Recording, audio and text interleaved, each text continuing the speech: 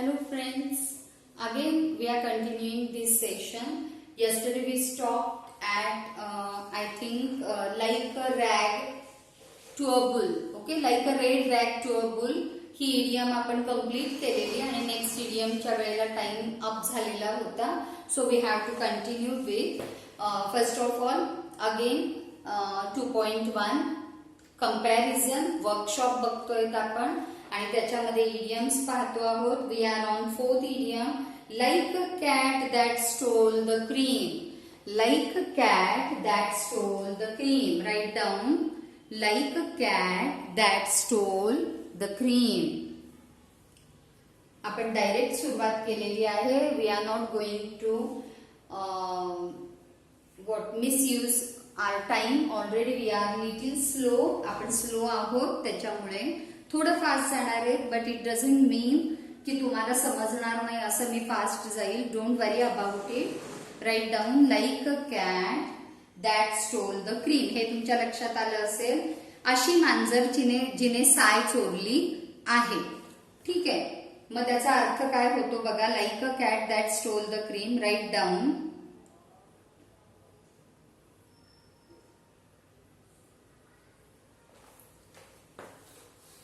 overly pleased, pleased, आनंदी असणे, आनंदी होणे. प्लीज्ड म्हणजे आनंदी असणे. overly pleased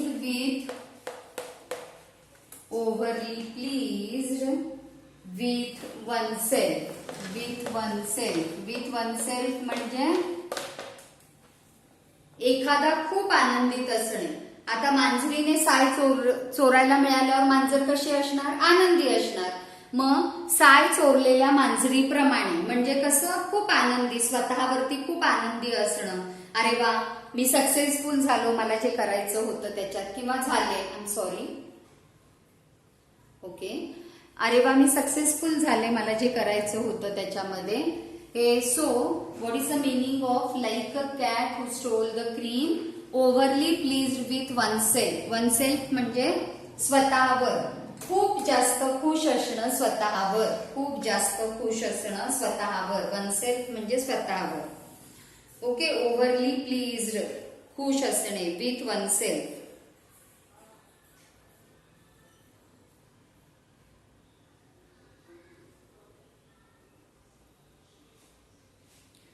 Write down sentence for this.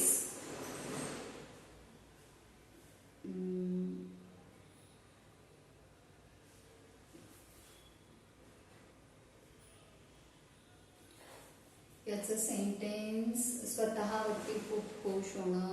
Okay, right down. He smiled. Sentence for this. He smiled, SMIL, smiled like a cat who stole the cream. पुढे तुम्ही complete करायचंय. ही आणि अंडरलाईन करायचंय. He smiled like a cat who stole the cream.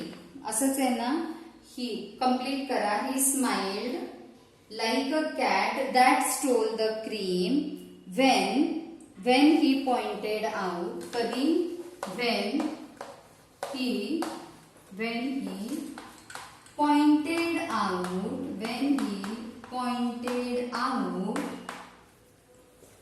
when he pointed out his teacher's mistake. His teachers, apostrophe S, teachers mistake. लक्षात आलंय तुम्हाला? तो स्वतःवरती खूप खुश होता. कसं? Overly pleased with oneself. का? तर ही smiled like a cat that stole the cream. कधी? When he pointed out his teacher's mistake. जेव्हा त्याला चान्स मिळाला स्वतःच्या टीचरचीच मिस्टेक पॉइंटेड आउट करायचा. कळलं? नाव leave 2 lines and write down your own sentence. Next, like water off a duck's back. Like water off a duck's back. OFF off म्हणजे निघून जाणे. इथे अर्थ आहे निघून जाणे, नाहीसे होणे. Okay, right down idiom. Till then I rub out the board. मी बोर्ड रब करते, ती इडियम लिहा. Like a water off duck's back. Like water off a duck's back. बदकाच्या पाठीवरून पाणी नाहीसं होणं. वेळ लागतो का त्याला? नाही. बदक किती जरी पाण्यामध्ये असलं, ते वर आलं की पाणी अचानक गायब होतं. त्याच्या अंगावर एकही पाण्याचा टिपका, ओलसर स्किन काहीही दिसत नाही. अदृश्य होतं पाणी लगेच. म्हणजेच काय तर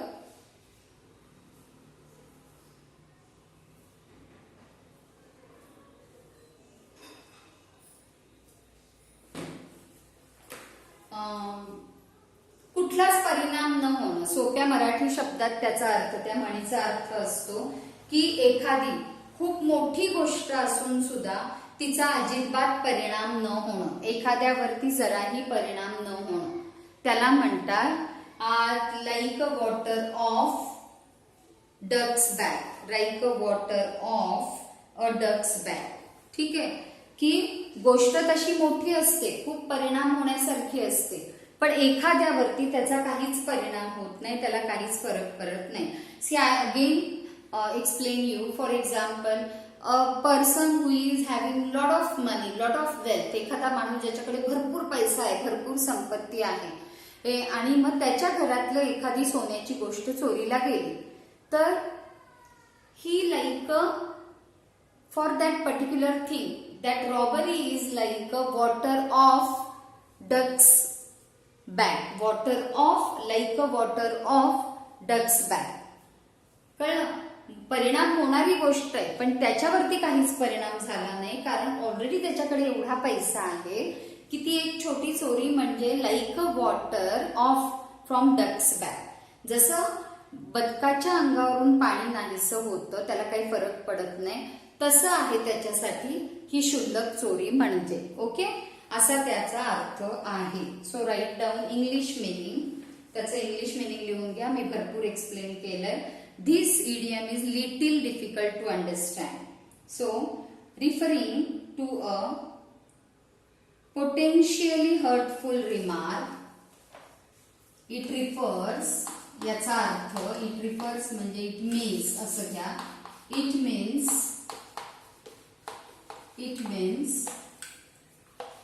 potentially, potentially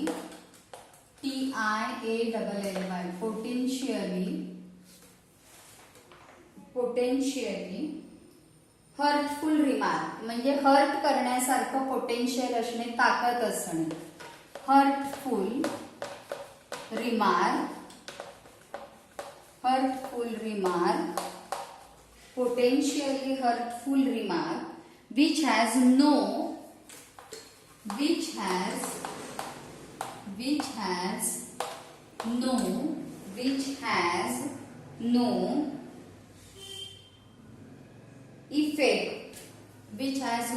effect, काहीच परिणाम नसतो. बघितलं तर त्याच्यामध्ये किती ताकद असते, समोरच्या माणसाला हर्ट करण्याची ताकद असते, but which has no effect on particular person, on the person, no effect on the person involved, on the person involved म्हणजे त्या रिमार्क मध्ये इन्व्हॉल्व असलेल्या पर्सनवर मात्र त्याचा काहीच परिणाम होत नाही. इन्व्हॉल्व हा त्या इडियमचा अर्थ आहे. On the person involved. Now write down sentence.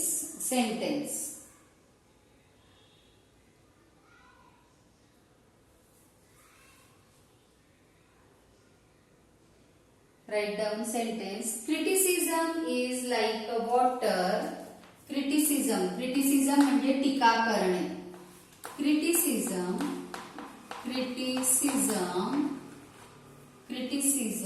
is like a water, बाकीचं तुम्ही लिहायचंय, of duck's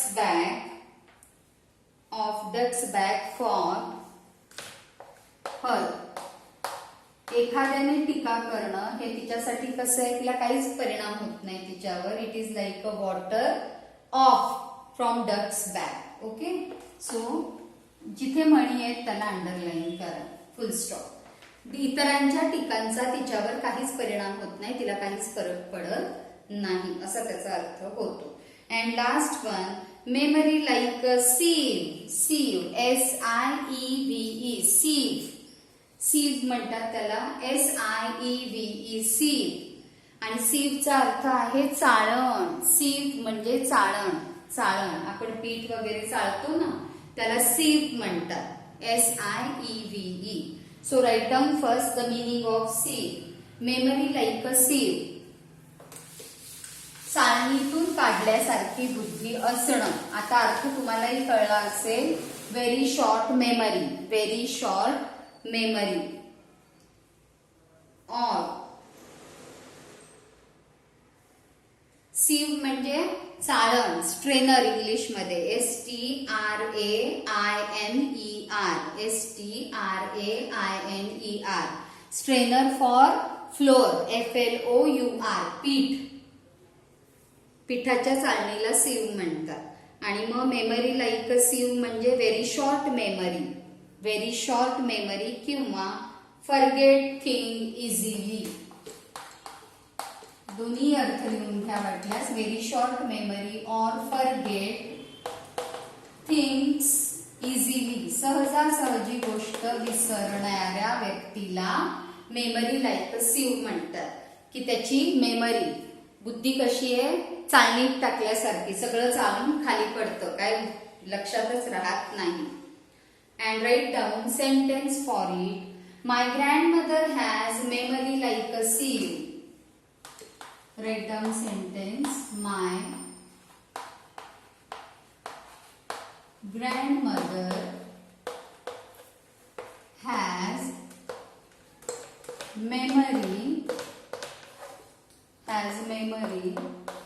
like a sentence. आता म्हण तुम्ही कंप्लीट करायचे. like a sieve due to. कशामुळे? Due to old age. Full stop. आणि दुसरं वाक्य, वाक्यात उपयोग करून दुसरं वाक्य तुमच्या मनाने तुम्ही लिहायचं आहे. For that leave 2 lines. त्याच्यासाठी 2 लाईन सोडायच्या आहेत. Okay. And here we finish total workshop. इथे आपण पूर्ण वर्कशॉप संपवलेलं आहे. ऑल्दो आय टोल्ड यू की आपण वर्कशॉप टॅकल करणार नाही. जिथे जिथे गोष्टी थोड्या अवघड आहेत त्या मी सांगते आहे. सो इट डझंट मीन की पूर्ण इग्नोर करते. बट डोंट एक्सपेक्ट की टीचर सगळं सांगतील. इथून पुढे चॅप्टर संपल्यावर तुमचं तुम्ही टॅकल करा. स्वतःचं स्वतः करण्याचा प्रयत्न करा. खूप अवघड असेल तर मी सांगतेच आहे. Is that clear?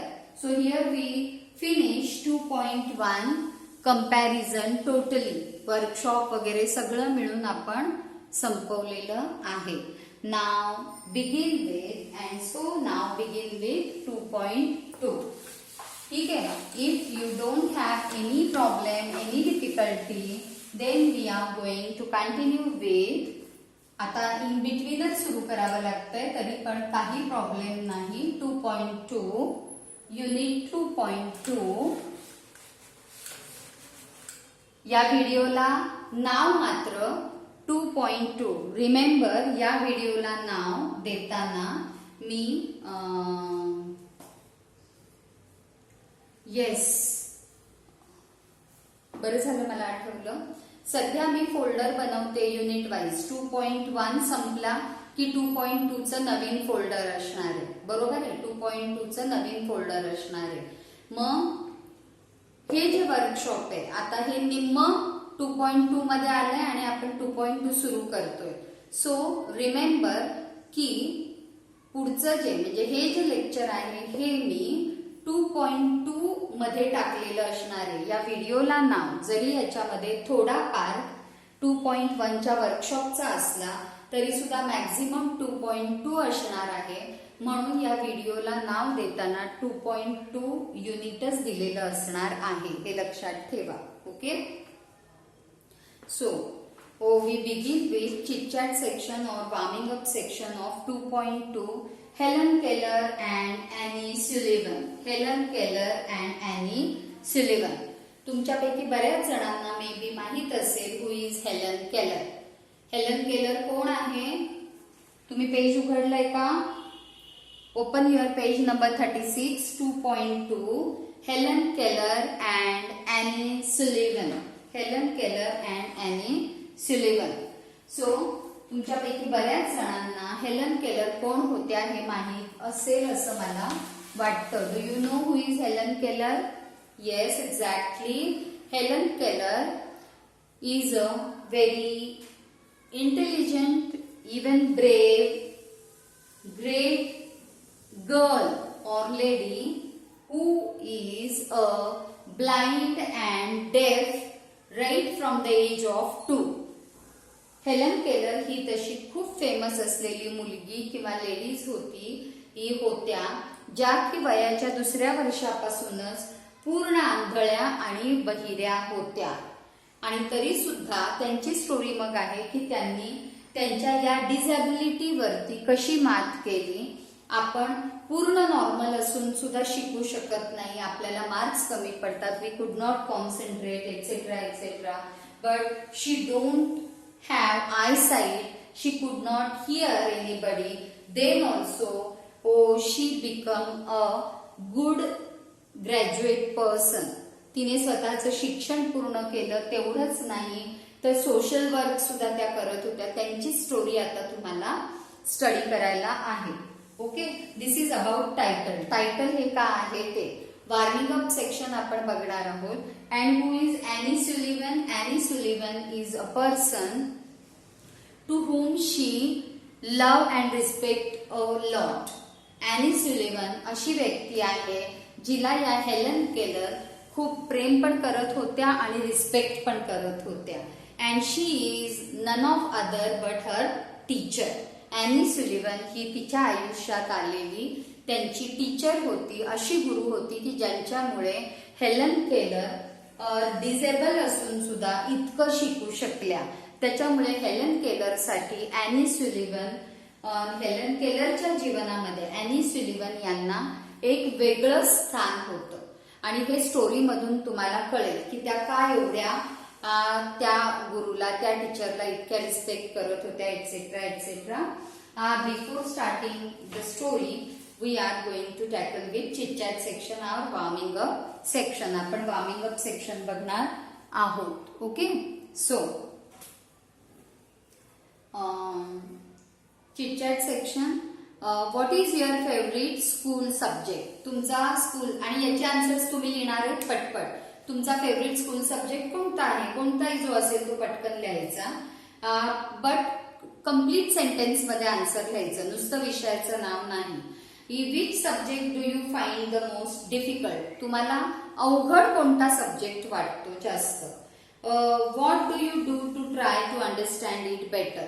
आणि जर तो पर्टिक्युलर विषय तुम्हाला अवघड वाटतो तर मग तो नीट समजावा म्हणून तुम्ही काय काय करता, त्याच्यासाठी तुम्ही काय काय करता. की अरे तो मला अवघड जातो ना, मग तो आणखीन नीट मला कसा समजेल याच्यासाठी तुम्ही काय काय करता. आणि last 2, can I help you to dash dash आणि can you help me to dash dash. आता इथे हे डॅश डॅश म्हणजे काय?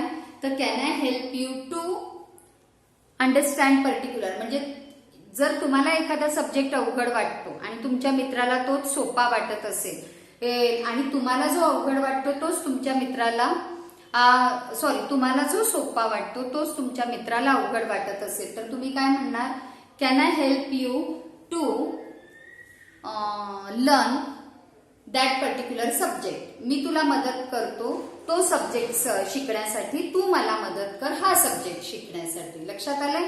या अर्थाने दिलंय can I help you to dash dash आणि can you help me to dash dash. आणि आता खाली बघा, discuss the challenges that people have to face due to disabilities. या क्वेश्चनचं आन्सर तुम्ही लिहायचंच. वरचे एवढे महत्वाचे नाही लिहिलं तरी तुम्हाला येईल, पण या क्वेश्चनचा आन्सर लिहायचा आहे. अर्थ आहे डिस्कस द चॅलेंजेस. चॅलेंजेसचा अर्थ आहे आव्हान. मग डिझॅबिलिटीज म्हणजे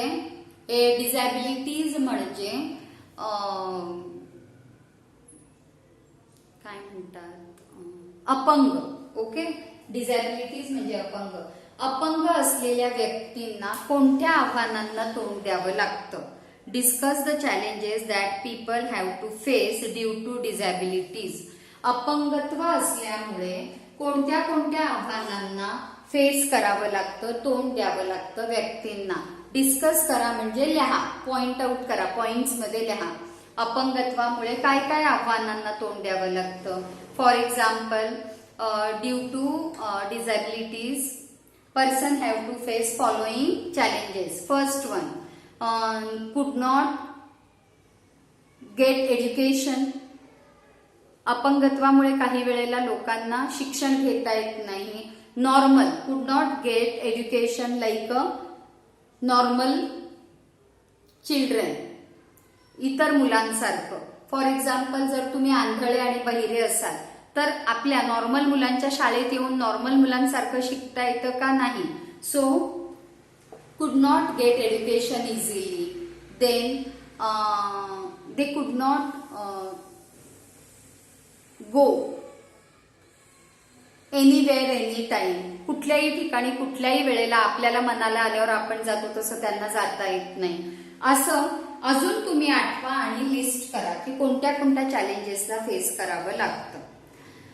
What provisions should be made in public places so that everyone gets the same access in public facilities. आणि मग पुढे त्यांनी म्हटलंय की पब्लिक प्लेसेसमध्ये कोणत्या सुधारणा, प्रोव्हिजन्स, कोणत्या सोयी केल्या पाहिजेत की ज्याच्यामुळे सगळ्या प्रकारच्या लोकांना इझी ऍक्सेस म्हणजे त्या पब्लिक सोयी सुविधा इझिली यूज करता येतील. सगळ्या म्हणजे अपंगांना पण करता येईल आणि नॉर्मल लोकांना पण. मग अशा कोणत्या सोयी? आणि पब्लिक प्लेसेस म्हणजे railway station, bus station, then you may say public places, railway station, bus station, shopping malls, market, vegetable markets. Okay, हे सगळे काय आहेत? पब्लिक प्लेसेस आहेत. मग इथे काय सोयी सुविधा केल्या पाहिजेत की जिथे सगळ्या प्रकारचे लोक इझिली त्याचा फायदा घेऊ शकतील, उपयोग करू शकतील. Observe your surrounding and write whether such facilities are available. How can you help to improve the situation. आणि मग खाली त्यांनी टेबल दिलाय, ऑब्झर्व करा की या फॅसिलिटीज या ठिकाणी आहेत का आणि जर नाही तर तुम्ही काय करू शकता.